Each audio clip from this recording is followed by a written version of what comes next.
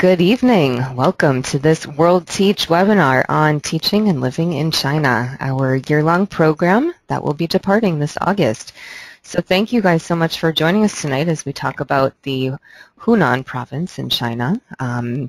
We have a bunch of listeners on the line, so we're excited to start the conversation. Amongst our listeners, we have some new applicants, those that have just been accepted into the program, and others that are interested in learning more about WorldTeach in China. And most importantly, we have some panelists joining us, one actually all the way from China. So we have recent volunteers and our current field director. So thanks you guys so much for joining us.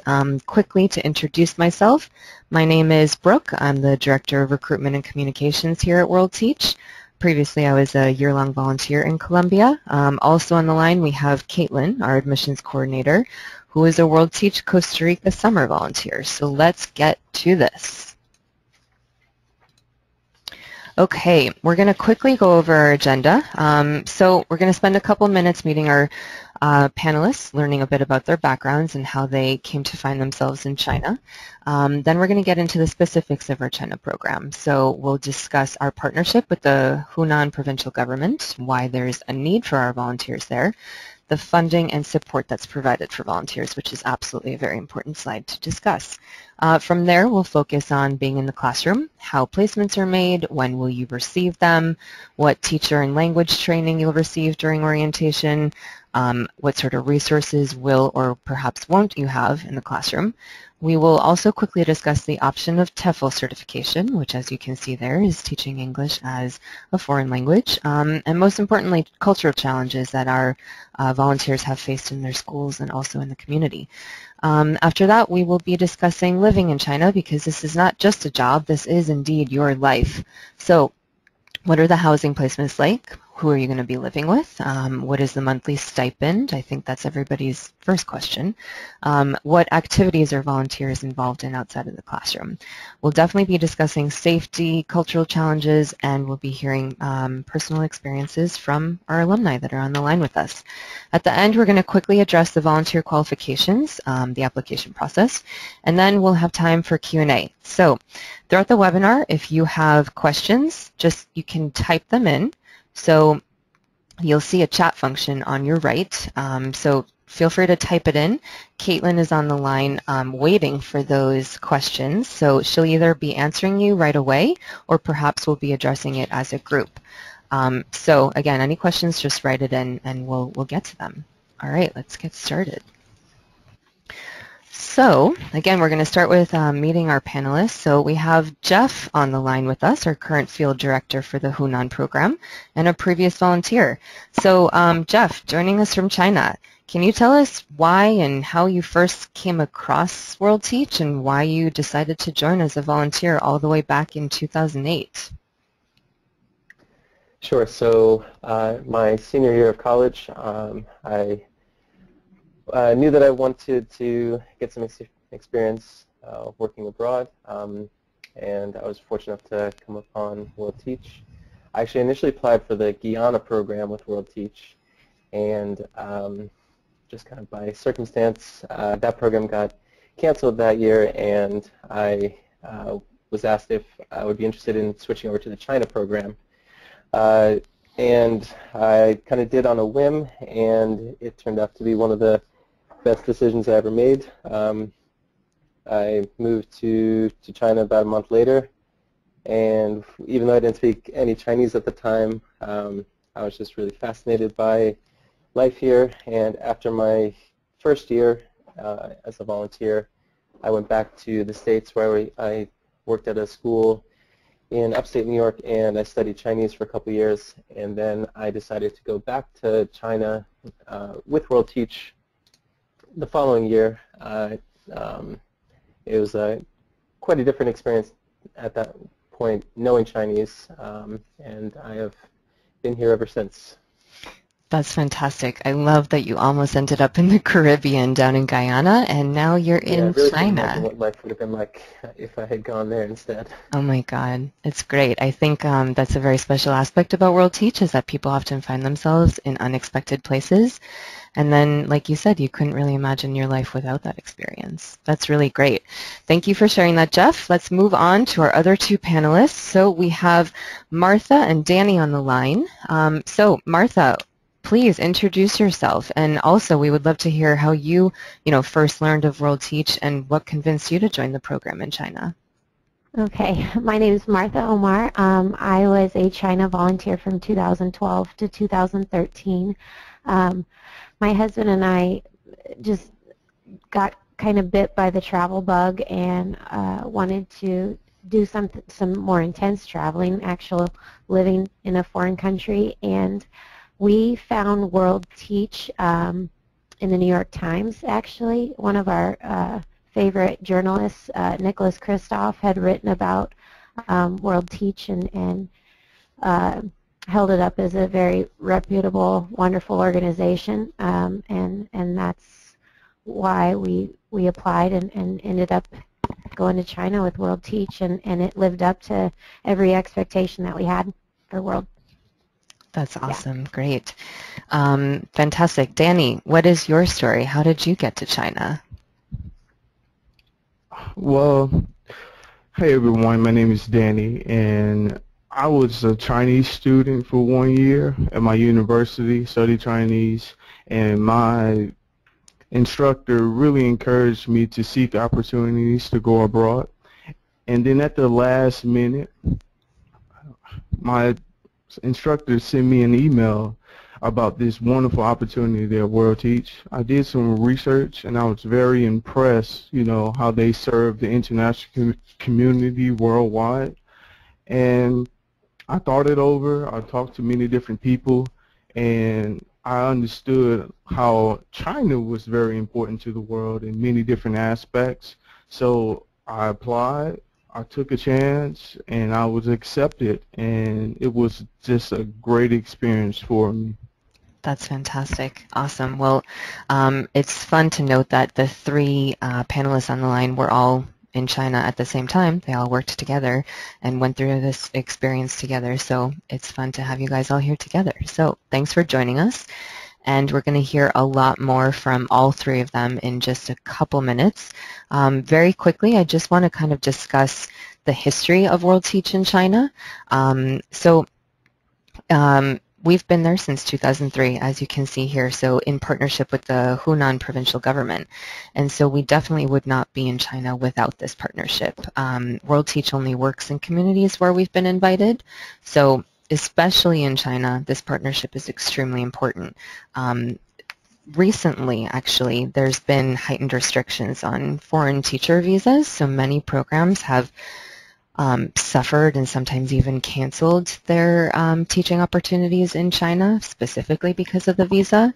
But fortunately, because of our strong relationship there, that's actually enabled us to continue growing, which shows that our volunteers are requested in high demand and actually being successful there in both personal and professional aspects. So we're very, very excited about our partnership there. As you see here, it's just a quick list of some reasons why we're actually being invited there. So obviously, you're going to find many native English speakers and teachers in major cities like Shanghai and Beijing. But schools in the Hunan province have, less resources and less opportunities to secure those native English teachers. So you're going to find local Chinese English teachers who are not speaking English very well, or sometimes just don't have the confidence to speak with their students, which is, of course, going to affect student learning, college entrance exams, which, of course, will be including English, and it's just a big circle. So we have the opportunity to, to help in that way. Now, Jeff, our field director, has been working with the government for a few years now. And so, Jeff, I wanted to see if you wanted to add anything else on our relationship with the provincial government, or kind of in general why you think there's a need for our volunteers specifically in the Hunan province. Sure. So when we first came to Hunan, so the the first year that we actually had volunteers was in 2004 after signing the contract in 2003. And at that time, Hunan is landlocked, and the number of foreigners and interaction with foreign culture was very limited. So at that time, when WorldTeach came, we were some of the first foreigners that some of our students and even people in the bigger cities had ever seen. Hunan has changed a lot since then. It's developed very rapidly. A lot of that is because Hunan is right at the intersection of two of the biggest high-speed rail lines, and the province as a whole, and especially Changsha and other big cities on those lines, have developed extremely quickly. But even though the province has changed significantly, and there has been a slight increase in the amount of interaction with the outside world and the number of foreign English teachers who have been coming to Hunan, there still is a very high demand, and especially for high-quality English teachers who really are trained and know how to succeed in a really challenging environment. And we are still the only organization that works directly with the Department of Education, and schools all over the province, their first choice is almost always a WorldTeach volunteer. If we don't have the numbers to satisfy that, then they'll look elsewhere. But I really can't stress enough how much schools appreciate the training that our volunteers get, and I think that's something that Danny and Martha can talk to later on as well. That's great, and yes, that training is absolutely the reason why all of us are successful, and something I hold very personally, and so we're going to be discussing training, orientation, teacher training, language training, all of that shortly. So thank you so much, Jeff, for that further look into what we're doing on the ground in China. So we are to a very important slide as we discuss the funding and support for the volunteer.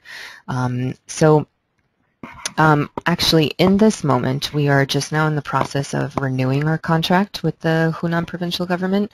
So the structure is just changing. So some of the people listening will have been reading other information about the funding system and what the responsibilities are for the volunteer. And so pay attention if you can.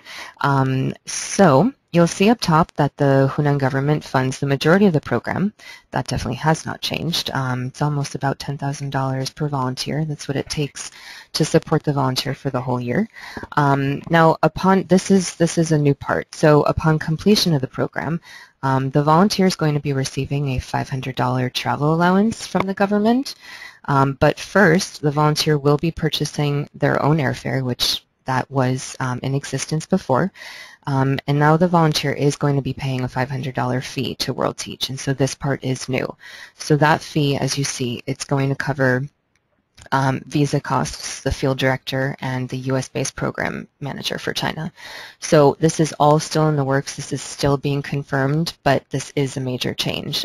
Before, it was a $500 deposit that was given to WorldTeach and then returned to the volunteer. But now, instead of the money coming back to the volunteer from WorldTeach, the money is going to be technically from the Hunan government. Even though we'll still be writing the check to you from the US, the money will be coming from the Hunan government as a travel allowance. So a little bit of a change, so just to bring that to everybody's attention. Obviously, there are some costs up front, and so I just want to mention quickly that our volunteers do a lot of fundraising in their local community to help with the cost. A lot of our other programs have much higher volunteer fees because we don't get the amount of funding for those programs the way that we do here in China. So we have lots of fundraising resources to provide you with. So we can definitely connect you with other alums that have been successful in raising a lot of money. And then, of course, the good news is that you will be receiving the $500 travel allowance at the end of the year. So your volunteer fee plus the funding from our partner is going to cover all of these items that are listed here. So your work visa, which, as we mentioned, is kind of a hard thing to secure these days. So we're, again, very, very grateful of our relationship that gives us complete confidence that we won't have any issues with the visa. Housing, a monthly stipend of $485 US, which is the highest WorldTeach program stipend. I just want to bring that to your attention. And again, that's because of all the funding that we're getting from the government in China. Health and emergency evacuation insurance, orientation and training conferences, your field staff, a teacher quality coordinator that we're going to get into in just a little bit. And yes, we'll be discussing all of these training items that are listed here. So we're going to go on. Again, if anyone has questions, just type it in, but we will be addressing those items more in depth. So teaching in China. In just 1 minute, we're going to hear from Martha and Danny about their own specific experiences. But first off, I'm sure many of you are thinking, I've never taught before. How am I supposed to know what to do? So, we recognize that we are not sending trained teachers to China. We are sending volunteer teachers. And so for that reason, we take our orientation training very seriously, as Jeff had mentioned. So that's going to be your first month or 3 to 4 weeks when you first get to China. So the group will be all together. I think it's right outside of Changsha, right, Jeff? You guys are right inside of Changsha, actually. Right inside. Okay, great. So you're going to have extensive teacher training sessions every day. So you'll be focusing on things like creating lesson plans, assessments, classroom management, specific teaching English as a foreign language techniques. You're going to look specifically at the education system in China. At the end of orientation, you'll complete a short teaching practicum, so you'll actually be teaching and you'll still be with your fellow volunteers and field staff to get some feedback from them. And then you'll also be receiving a curriculum that we have designed here in my U.S. office specifically for the schools and students that we teach in China. And that curriculum is in line with what the Ministry of Education is already teaching there in China. So, as I mentioned in the previous slide, each volunteer is assigned a teacher quality coordinator that's also here in my U.S. office, who's in contact monthly to help with lesson plans, assessments, provide additional materials and teaching resources, games, ideas as to how to teach certain subjects, etc. During orientation, and this is of course very important, volunteers will have daily Chinese language immersion classes because the majority of our volunteers will not know the language prior to arriving to the country. So we'll find out from Martha and Danny if they knew any Chinese before getting to the country. But as Jeff mentioned, he didn't know any, and he was about to go to the Caribbean. So we try to prepare our volunteers during that first month. But then, of course, once you're in your placement, that's really where immersion takes over. So you will see that all of our placements are teaching conversational English in middle schools, but perhaps that's not the student age that you would normally associate middle school with, or at least here in North America. So students are going to be between ages of 12 and 18. Also important to note is that in China's educational system, the distinction between public and private schools is much more obscure than in the U.S. or perhaps European countries. So there are a few private schools in major cities that cater to a growing middle class, but in general, most primary and secondary schools are overseen in some degree by the government, so they're going to be receiving government funding. So Jeff, since you oversaw all of the volunteers and you complete site visits at their schools, can you kind of comment on, in general, what sort of resources most classrooms are equipped with, or perhaps lacking, what the average class size is, that sort of thing? Sure. So education is highly valued traditionally in Chinese society and certainly today. So even in our more rural schools, I think some of the volunteers are surprised at how much they do have at their disposal when they do get to their schools. It's not uncommon for there to even be smart boards in some of the more rural sites these days. But you certainly would have access to computer and PowerPoint, though we always tell our volunteers to be prepared of tech failure and to have a non-tech lesson ready. Yeah, they're certainly are extensive resources available at schools. The size of the classroom is probably the biggest thing in terms of a challenge to overcome. It's not uncommon for classes to be in the range of 60 students, sometimes as many as 80. That sounds like a lot, and it is a lot, but a lot of our training is specifically designed to deal with classes of that size and how to succeed given the size of the classroom. And ideally class size would be a little smaller, but in China right now, education has, as I said, it's really valued, and there are just a lot of students in China. So there are a lot of students in each classroom, and we've worked really hard to figure out how to best allocate our resources to reach the greatest number of students as possible. Great. And also just one note on the middle schools. In China, both junior middle school and senior middle school, so what we would call middle school and high school, those are called middle schools. And then, so in Chinese, it's literally middle school, and college would then be big school or high school. But middle schools is referring to both junior middle school and senior middle school. Perfect. Thank you for that clarification. Awesome. Okay, so I have a couple questions for all of you guys. I'm going to start with Danny. So Danny, would love to hear about where you were teaching, who you were teaching, if you had taught before joining WorldTeach as well. And also, you guys, you'll see in the top right corner, that is a picture of Danny's school. So tell us about your school. Okay, well, I taught at Chongjuan High School, which was located like in the downtown area of Changsha. So particularly kids were very wealthy. Their parents worked for the government, or the parents were business people around the community.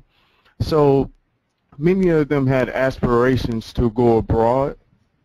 So that was very helpful as far as teaching English. In addition, like what Jeff said, I had like at least 65 students in each class or more. So I had to really keep them engaged every day through my teaching methods. But I didn't also, so sorry about that, but also I didn't even have any teaching experience before I came. So that was very intense, because just imagine having 65 students in a class you never taught before. However, I want to thank Jeff and Becky, because they really helped me prepare for that moment, as not even considering myself as like a teaching professional, but I was just willing to do very well, and it worked out. That's fantastic. So let me quickly say, for those listening, Becky is our assistant field director, and so that's who Danny was referencing. And I think, Danny, you're making a perfect point to go in with this big, beautiful word that you guys see in the middle of the screen, flexibility. You really need to have that attitude that, like, I'm just going to do this. I'm going to wing it. I'm going to figure this out. That's the kind of environment that we are working in, and that's the attitude that you have to bring. So that's really great. Danny, I have one more question for you before speaking with Martha. Before you started teaching, before you got to China, what were you most concerned about in regards to, what was actually going to happen in the classroom? And did it play out as you expected? Your biggest concern, but did it actually become the reality? Well, I didn't actually know what to think. As before, I never been abroad, so I had this mindset that everyone can speak English. So I thought, it wouldn't be too difficult. But as I was in the classroom, you will find that you will have different levels in each class. So you have one class where everyone can understand what you're saying, and then you will go to the next class where no one understands what you're saying. So that is like, it will bring panic mode. Bring a panic mode, and you just have to adjust to the situation and ask for help or do whatever it takes to make your experience worthwhile. Mm-hmm.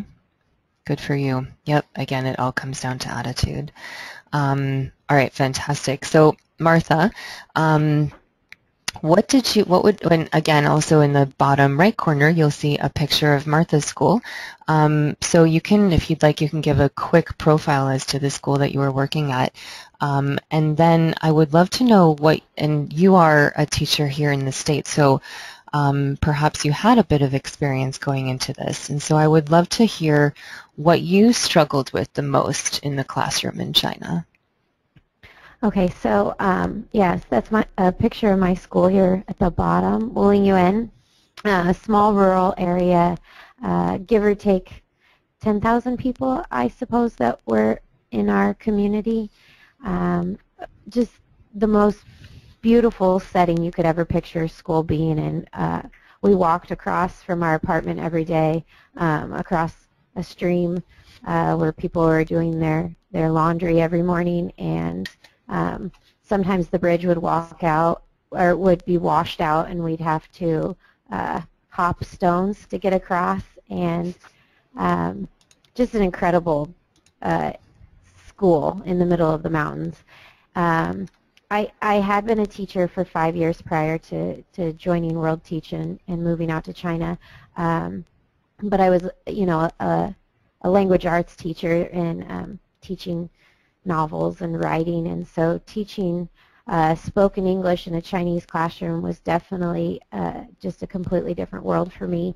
And the class sizes, in the States, if my class size got up to 30 students, that would be something that we would raise hell about, and then I'm sitting there looking out at 65 to one class. I think I had 78 students in, and so it was definitely a whole new ball game in those classrooms out there, and teaching students that majority of the time do not understand you adds a whole new challenge. And so just learning to be just the most animated, over-the-top person I could be to engage them and keep them interested and make my classroom something that they looked forward to and were engaged in was a whole new learning experience. That's great. And I think it's good to note that, again, people that come into this experience with a teaching background and those without, it's still going to be a challenge. This is absolutely a new environment for everybody. Martha, can you comment on the level of English of the local Chinese English teachers that were at your school or that you perhaps interacted with maybe somehow in the community? Okay, that's a great question. So we had our liaison, and his English was very, very good, and he was incredibly helpful. Otherwise, some of the other English teachers at our school were maybe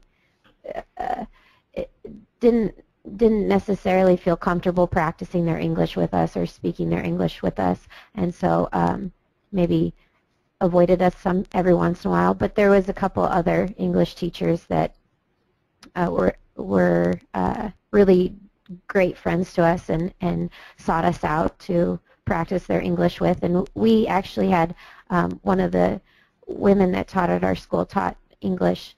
We had an exchange. She came to our apartment 1 or 2 nights a week, and we worked with her on her English, and she helped us with our Chinese. And so we made a great relationship with her.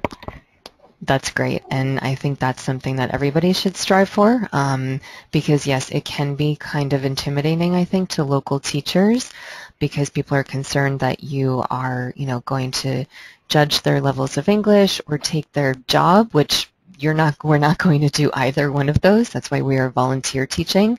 We are absolutely there to help both the teachers and the students, because obviously if the teacher's English is improved, that will be much more sustainable than the students, because the teachers will stay there while the volunteer will be leaving most likely a year later. So thank you for commenting on that, Martha. I have a question for Jeff that we got from somebody that is listening that just wrote in. And clearly, as we can see here, that we do have volunteers with different backgrounds in education. And so, Jeff, during orientation, and I think I can anticipate your answer, because this is just like teaching in a classroom where you have different levels of different achievement levels, right? Different students with different previous knowledge and different learning styles. But how did you deal with the wide variety of teaching backgrounds during orientation with, you know, the people that did, that had taught before and those that hadn't? So teaching in China is just such a different game than anything that most of our experienced teachers have seen before. That it really isn't an issue with having some people who have never stepped foot in a classroom before and others who have 5, 10, 15 years experience. I mean, I think maybe Martha could speak to this a little as well, but you know, it goes back to flexibility being such a valued asset here.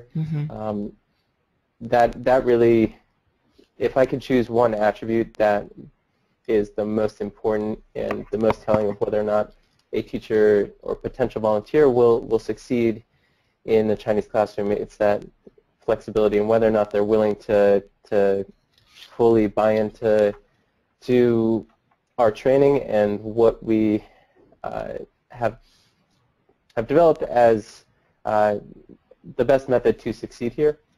So I'd say it really isn't an issue.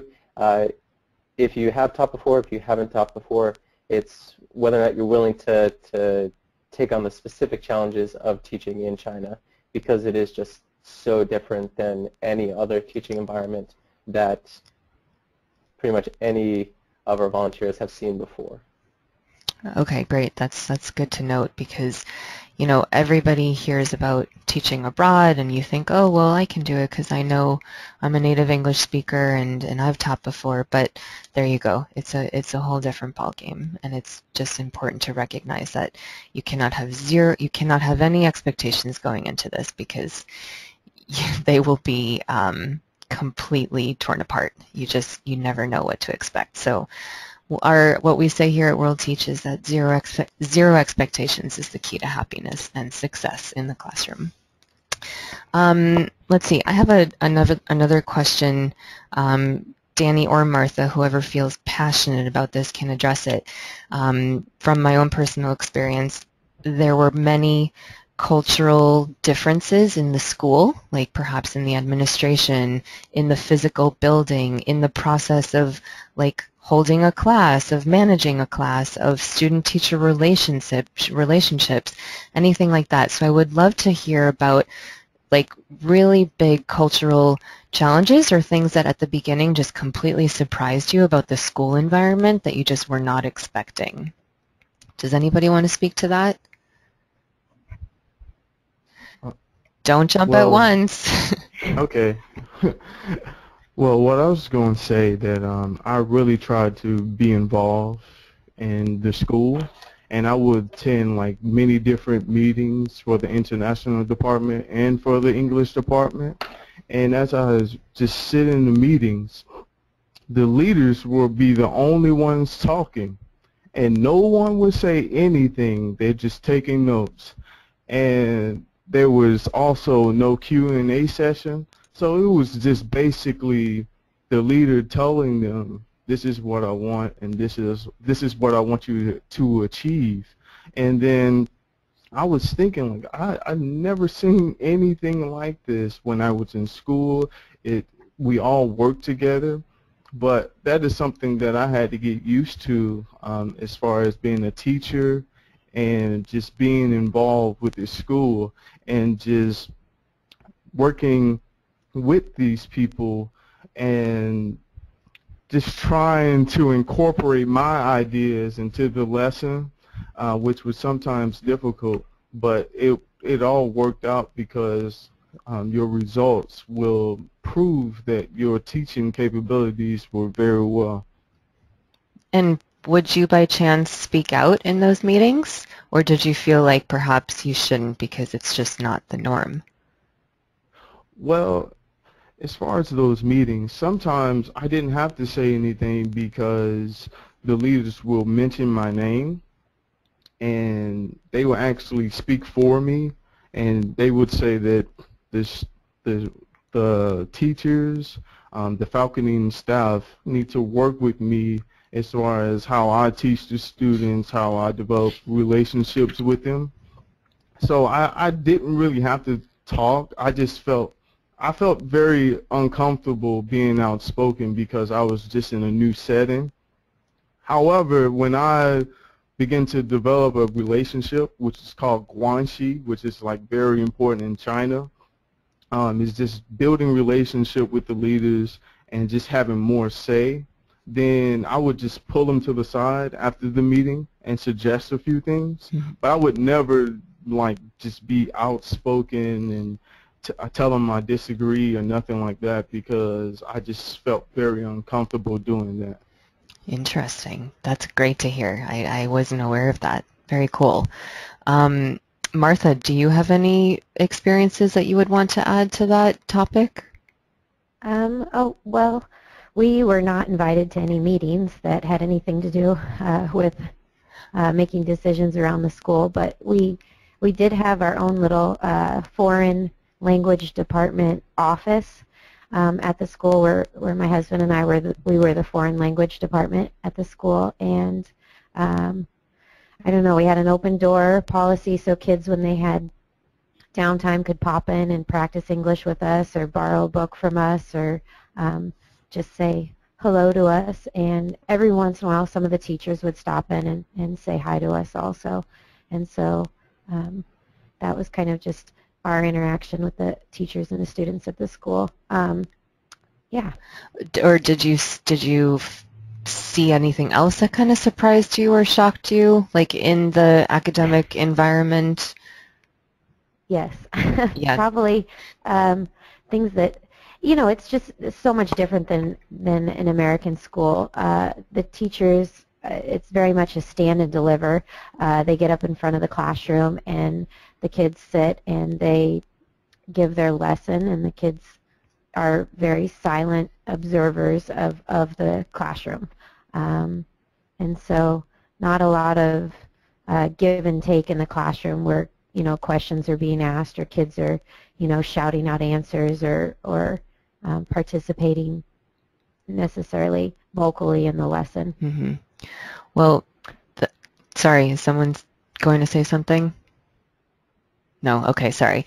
I was just going to make a joke because we've seen many videos from our volunteers in China of very rambunctious classrooms of like students jumping and dancing and singing, and of course it's fun to see energy from them once in a while, but it's also good to realize that the culture is not really communicative that the learning culture, that the learning style is different in the classroom. So that's really good to note, and I think it's very reflective of the experience that the volunteer will face when they first get there. So I'm going to quickly mention our TEFL certification, and then we're going to get into details about living in China.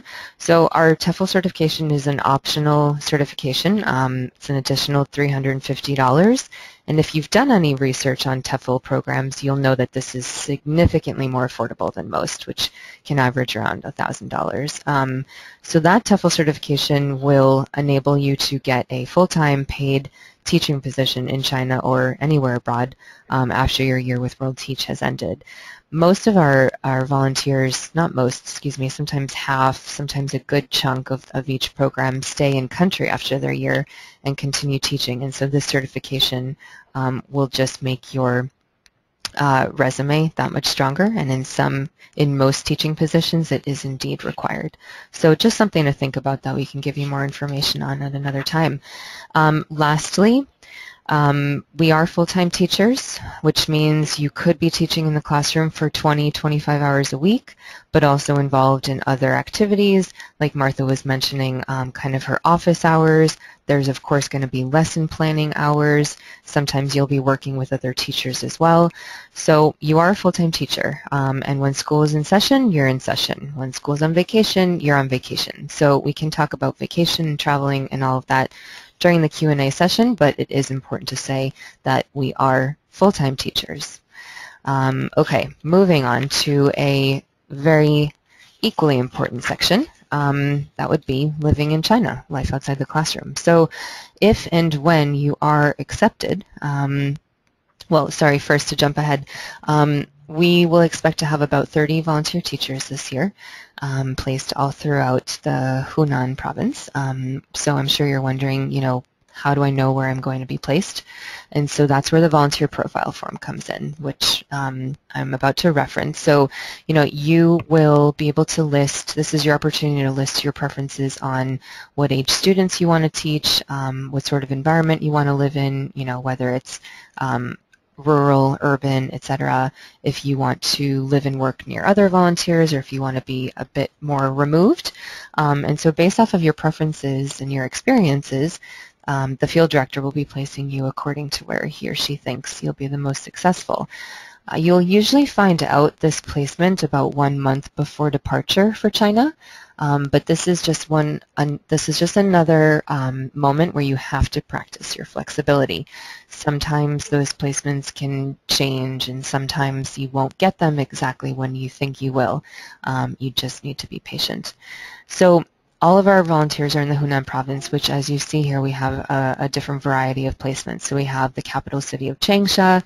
We have smaller cities, which could still be quite big at, you know, 100,000 people to 1 million people, and then we have smaller villages as well. So all of our volunteers live in teacher apartments on or near school grounds, usually in your own apartment, but near other teachers, whether it's a volunteer teacher or perhaps another foreign teacher. You'll see a list of amenities here, which I just have to say is very comfortable, not only just for China, which you see this quote right here. It's also absolutely some of the best WorldTeach placements we have, just in general. Like AC and heat, no. Hot water heater, no. Bed linens, no. A washing machine, no. Like, those things are not available in, I don't think, any other country where we work. But obviously in China, you know, we are getting a lot of funding from the government, and they are very grateful to have us there, and therefore are obviously providing us with really great housing options. You'll see also that the utilities are listed there, which are also covered by the schools, up to a certain limit, which, as we say here, most volunteers, that's a spelling error. It should say most volunteers find the amount that's covered to be more than sufficient. So I guess, Martha, let's start with you.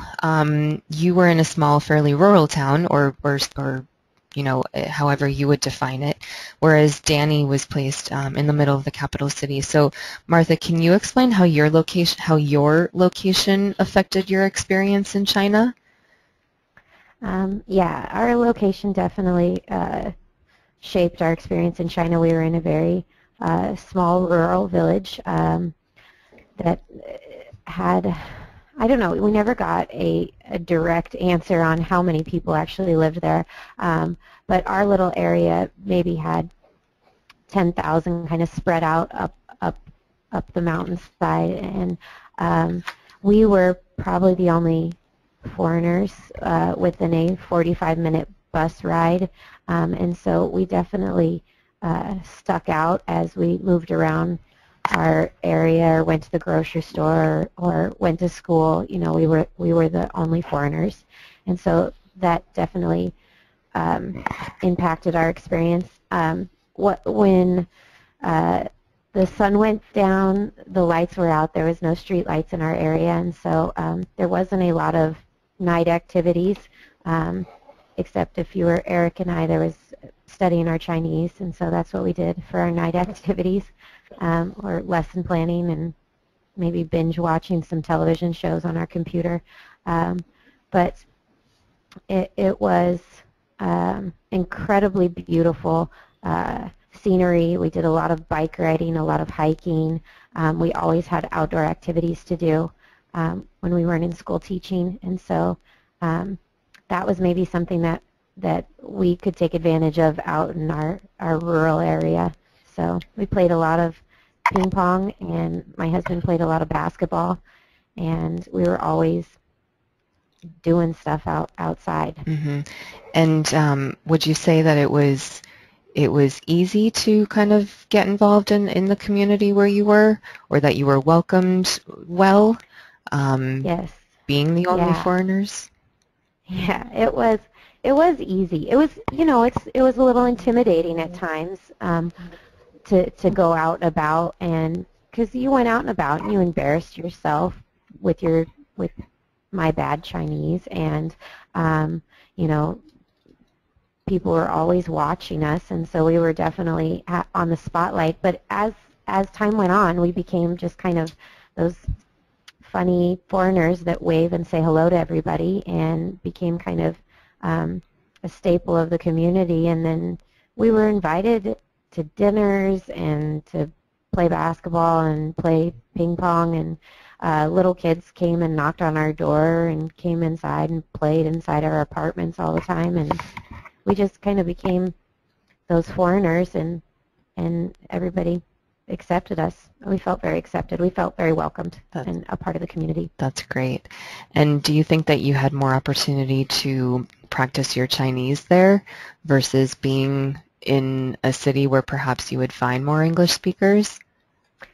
Definitely. It was kind of learn to speak, or I only had then my husband to speak to, and so I had to learn so I could make other friends. Mm-hmm. So, and yeah, it was definitely motivating. And sorry, I should have asked you this before, but did either of you know Chinese before getting to the country? No, not at all. We did a little bit of pretty pathetic attempt to learn at home before we left, and so all of our learning was done in country. Mm-hmm. And how did you feel about your language skills by the end of the year?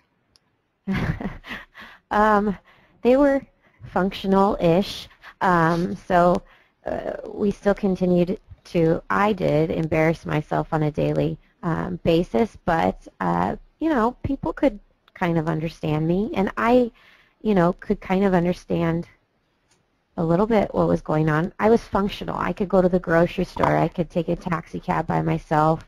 I could exchange pleasantries with other teachers when I ran into them on the stairs, and I could greet my neighbors, and I could maybe talk about the weather a little bit, even though nobody wanted to talk about the weather as much as this Nebraska girl did. So, but yeah, I could function. Awesome, great. Okay, thank you for that nice kind of introduction to your situation there. So Danny, I would love to hear from you and kind of how you would compare your experience with what Martha just laid out.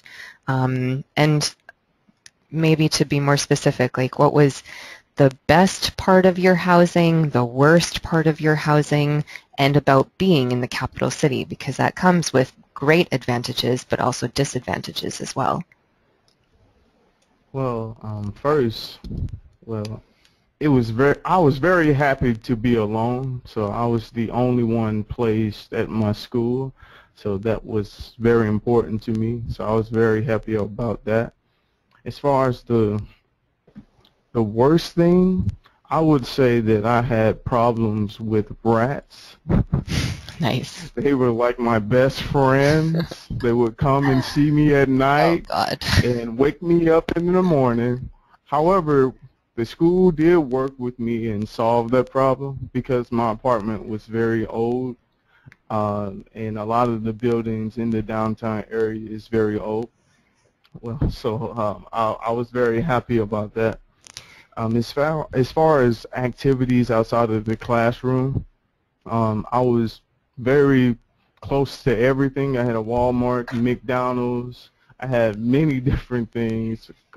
which I'm very sorry to say, Martha. Uh, and I had a good relationship with the doctor at my school, and she actually gave me membership to join the Chinese Red Cross. So on weekends, sometimes I would go with her to different field missions, and I knew Chinese before I came. Uh, it was intermediate, and just being in the Chinese environment really improved my Chinese. So that was a wonderful opportunity.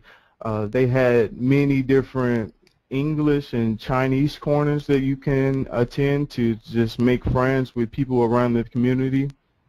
But people were still shy to talk to you in English. They never seen a foreigner before. So I think just studying Chinese before you come can really just help you adapt to the culture. Mm-hmm. So that's one thing. And I had a game night every Thursday. Me and my friends would get together and have game night. Also, you want to be open to your students inviting you to their home, Absolutely. because you get a chance to meet their parents, their family, and that's what I did often on weekdays. So I really enjoyed it. I enjoy staying in the city. It's very convenient. But you know, just being in the countryside, you can just really improve your Chinese. If you want to learn Chinese, then you really want to be in the countryside, because not too many people can speak English. And how did you feel about your Chinese skills by the end of the year? Well, I felt pretty good. I felt fantastic. It just depends how much you study and how much you speak. And I can relate to my students. I can relate to the people who are trying to speak English. Mm-hmm. And so can Martha can relate to me, because Chinese was our second language. And we were trying to study it. We were trying to say it. We were trying to read it. And we had so many problems with it. Mm-hmm. So every day I studied. I had English corner, which was also Chinese corner as well. Um, I attended Chinese classes too. Great. So yeah, so the Chinese teachers allowed me to attend their class and just try to study that way, and which also created a domino effect for other students to learn English, because you show interest in their language too. Mm-hmm. Awesome. Well, you guys are both making me want to go to China. So this is great to see, like, you know, the real life of the volunteers there, because again, you're living and breathing there. You're not just teaching. And so it's very important that our volunteers are happy and healthy outside of the classroom.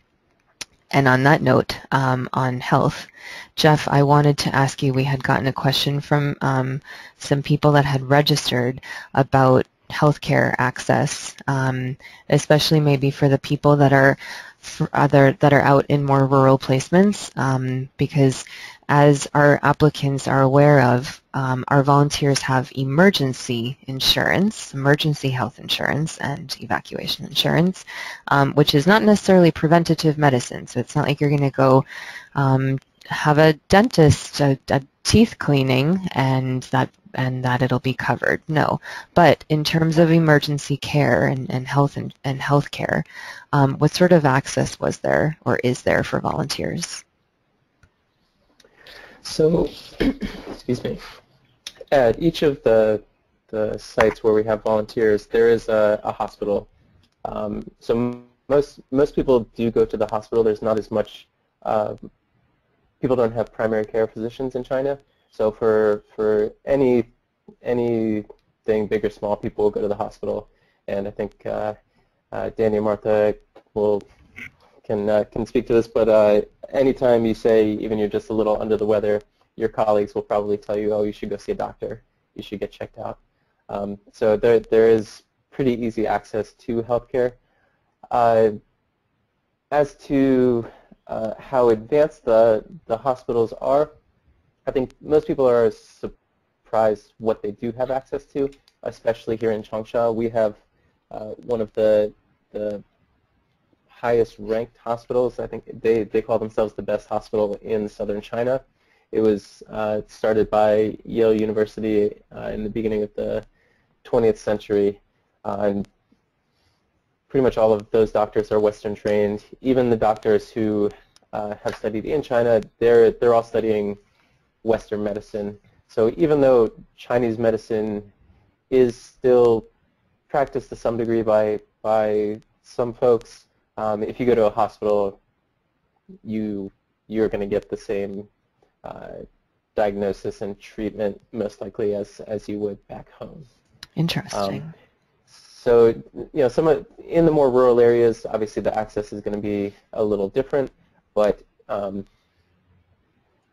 say I have faith in all of the hospitals that would serve our volunteers. And if need be, a volunteer could come into Changsha to go to Xiangya Hospital, which is the one of the top ranked in the country.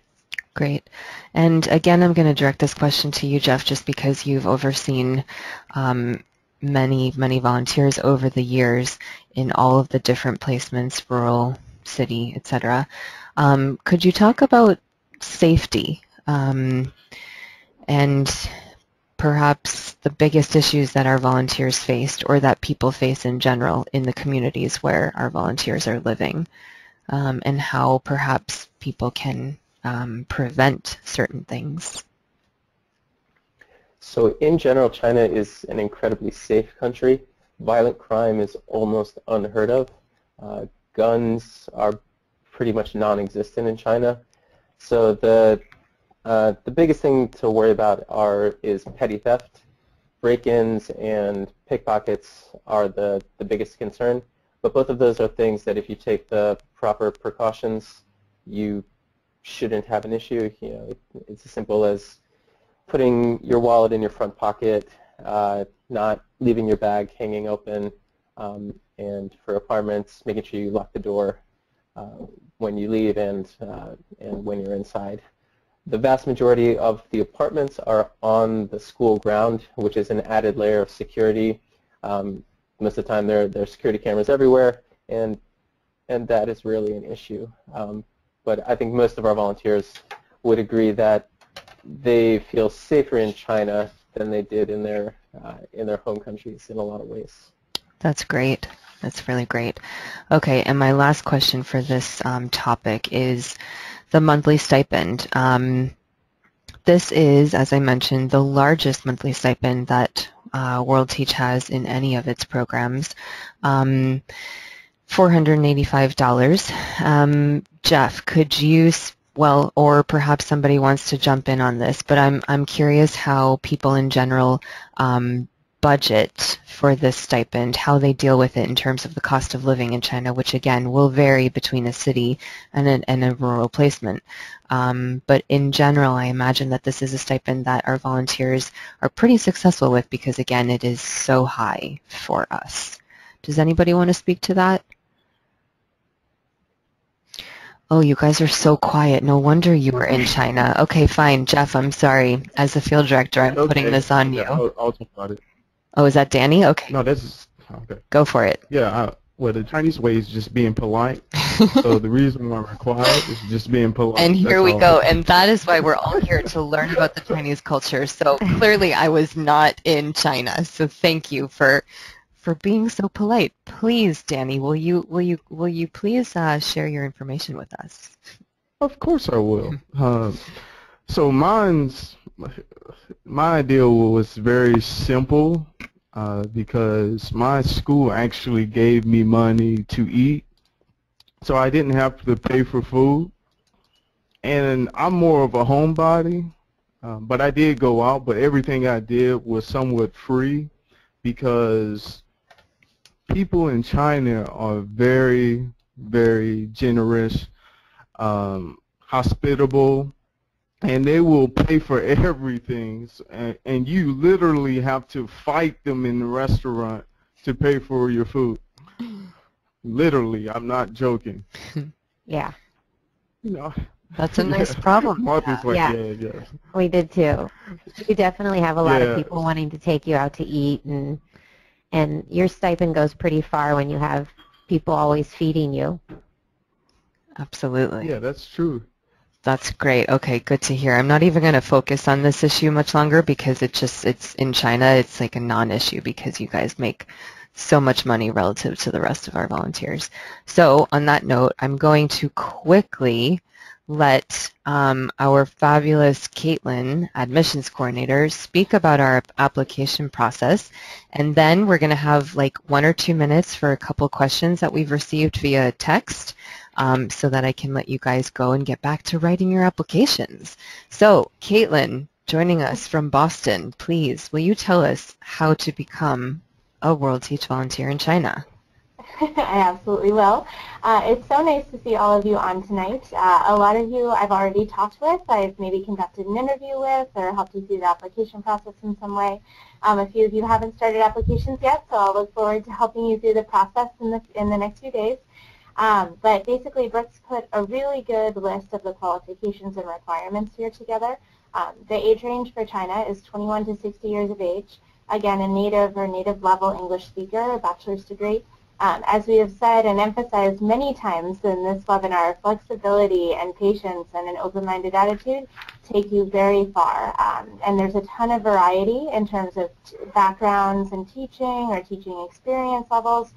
So that's something that really we won't focus on as much. We really just want to see that you have that commitment to education and that commitment to teaching, but also that flexibility because it will be so important. Now, in terms of the items needed, resume, personal statement, and college transcript is the first stage. From then on, I'll be inviting you on to the second, which is an interview with yours truly, and also 2 letters of recommendation on your behalf. You find out pretty quickly once your application is completed. It's a turnaround of 2 to 3 weeks, so you find out relatively quickly after finishing your application.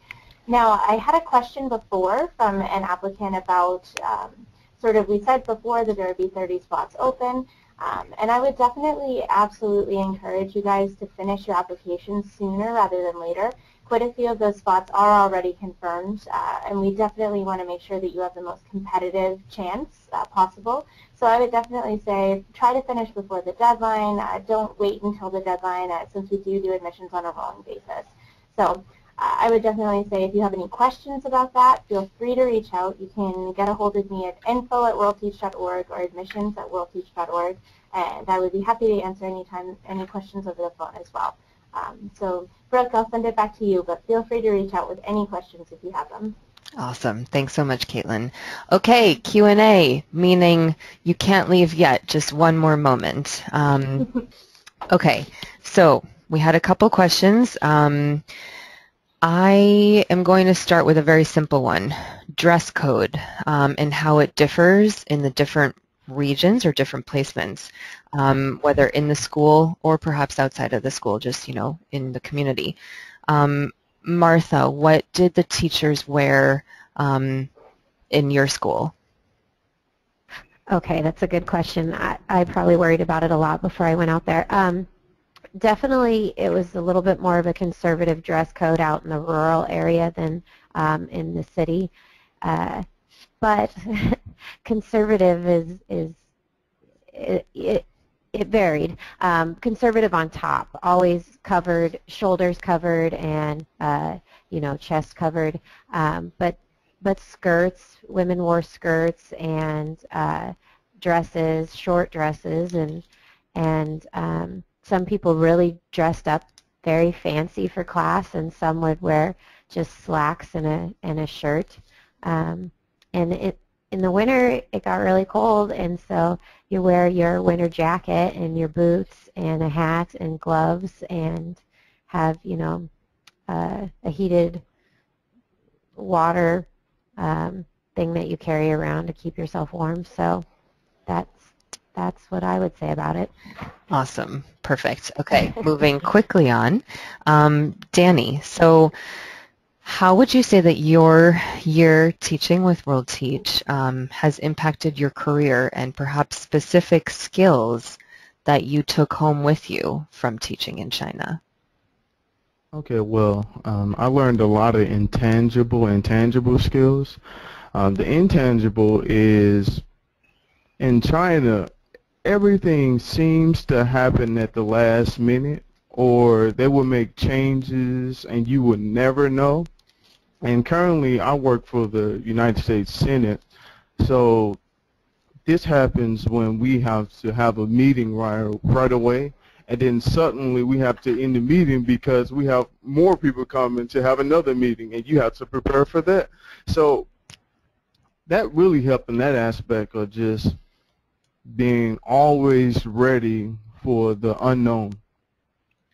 In addition, as far as the tangible skills is, I would say for me, in particularly the Chinese language, because I'm I'm keeping it up. I have Chinese tutors, I have Chinese classes, and I'm utilizing it for my career, professionally, and also volunteering around the Maryland area and DC area. So, you know, that really helped in that aspect. Awesome. Yes, and I think we need to remember that, you know, this is absolutely an extension of people's professional career, because even though the word volunteer might scare people, when you come back, this is going to be something noteworthy on your resume that will be absolutely an ice-breaking conversation with your future employer. So it's great to hear that you're keeping up those skills and that it's transferring into, you know, your career. Okay, everybody's like biggest question is about vacation time and traveling. So perhaps, let's see, Jeff, could you tell us, like on average, what sort of vacation breaks during the year the schools have? Like what time of year, whether it's Christmas or the Chinese New Year, that sort of thing. Sure. So we have our orientation in August, and then we ship everyone off to their schools in late August, and the semester starts in September. In early October, there's usually a 5 to sometimes as much as a week off. And that's usually the first opportunity that volunteers have to get some traveling in. Then the semester goes until mid-January. It depends exactly when the Lunar New Year is each year. And then the biggest time off you'll have is for the Chinese New Year or Spring Festival. And that is at minimum 3 weeks, usually at least 4, and sometimes as much as 6 weeks off. So that's when the majority of people really take advantage of the location in Asia. A lot of volunteers stay in China and travel around. Others will go down to Southeast Asia, Thailand, Cambodia, Laos. Those are preferred destinations, especially as it is during the winter when people are looking to go warm up their bones on the beach. Mm-hmm. And also kind of spread throughout the year, you'll have a decent amount of 3-day weekends, both for holidays, but also there's often student testing. And given that oral English is not on the regular curriculum, there's not a formal test at that point, so you may have another 3 or 4 day weekend here and there. And most people don't know about what Hunan has to offer, but there's tons of places to see here in Hunan, and our volunteers are pretty spoiled that they can see a lot of the awesome places that we have within 5-6 hour bus ride wherever they are in the province. Great, yes, and a note on traveling, that is obviously going to be accomplished with individuals' savings. Your monthly stipend probably will not cover you on that, even though, as I said, you guys are making a decent amount of money, but it's going to be reliant on your own savings. But it does sound like you have a good opportunity to travel, so I do advise you to take advantage of it. Just to clarify a couple questions that we just received. The visa, which is absolutely the hardest part of the entire process of getting teachers to China, whether through us or through any organization. The visa is what WorldTeach is doing for you. So we are processing that for you, whether you're from the United States or from Canada or from another English-speaking country or from any other country, though you are, of course, a native English speaker. So we are doing that visa for you. Now, Martha has obviously addressed the fact that she was traveling with her husband. We do place unmarried couples and married couples together. It's not always guaranteed that an unmarried couple will indeed live together, though we don't usually have a problem, but a married couple we can place together. I did have a question about people traveling with children and dependents, and unfortunately that is not something that WorldTeach advises. We cannot necessarily tell you not to do it, but your visa will not be supporting them. Your stipend will not be enough to support them. You will be required to attend orientation full-time, which you won't be able to bring your children. The list goes on, and I'll be reaching out to people individually to provide you with more information as to why we don't encourage you to do that. Okay, any other questions? Last call. I think that we've done a really great job of kind of representing the program there, and the place that our volunteers have there and the culture that we're entering there. So I just want to say thank you. And actually, I have a selfish question because it's China, and I'm sorry, but I love Asian food. Which of our three panelists is passionate enough about food to tell me what the food culture was like there and how they did with it and how their bodies dealt with it? Please tell us, and then I will let you go for the night. You don't need to be kind. Somebody speak up. I'll talk about the food. It was incredible. The food was incredible. It was delicious. There were a new experience with food all the time, very spicy food, and I don't know, I dream about the food. I miss it so much. I want to go find stinky tofu in my neighborhood and buy it. I don't know, there's just incredible food out there. It was a huge part of the experience, was eating, and eating as, a family with these like lazy Susans with all the wonderful dishes spread out in front of you and turning it and learning to use obviously chopsticks and spilling a lot on yourself, and I don't know, it's just such an incredible part of it was the food and the dining experience. That's great. Awesome. Thank you for sharing that. Just to clarify one more time, because I just got somebody writing in, the $500 travel allowance will be given to the volunteers at the end of the year. So when you get back home in July of 2016, WorldTeach will be writing you a check for $500 cash. So while it is indeed a travel allowance that comes from the Hunan provincial government, it is just cash. So of course it's not like a like airfare voucher. It's just cash. So you will get that at the end of the year.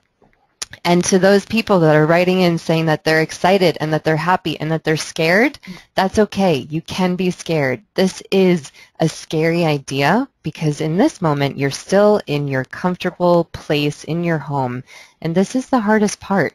But you get on that plane, you get to China, you start orientation, and that's when you say to yourself, like, wow, this is where I'm supposed to be, because you realize, like, the support that's there for you, you realize the reason why you're there and all that you have to gain and to learn and to teach. So, excuse me, Brooke. Yes. Yes, actually I have a testimony, okay?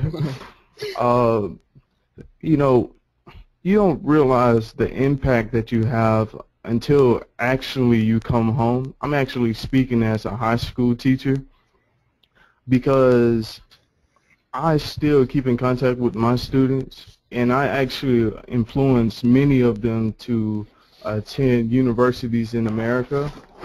Currently, one was accepted to Cornell University.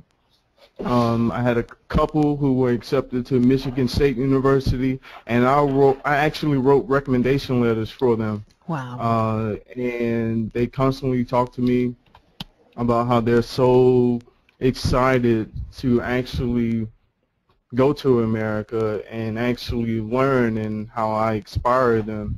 So those are the things that maybe you don't see until you actually leave and go back to America. And I just wanted to, I actually never shared this with Brooke. She doesn't know. So I know this caught her by surprise. And I was very happy. I was very fortunate, and I loved it. That's great, and that is the perfect note to end on, Danny. Thank you so much for sharing that. And to everybody listening, thinking that they also want to get abroad and have this challenging experience, best of luck to you guys, and we look forward to receiving or completing your applications. Thanks again to our panelists, and I don't know how to say see you in China. Somebody, please, Jeff, tell us, how's your Chinese? See you in China. No? Okay, I think we lost him. All right, no worries. Thanks, guys. Have a great evening. Okay. Bye. Thank you, Brooke. Okay. Thank you. Bye-bye. Okay.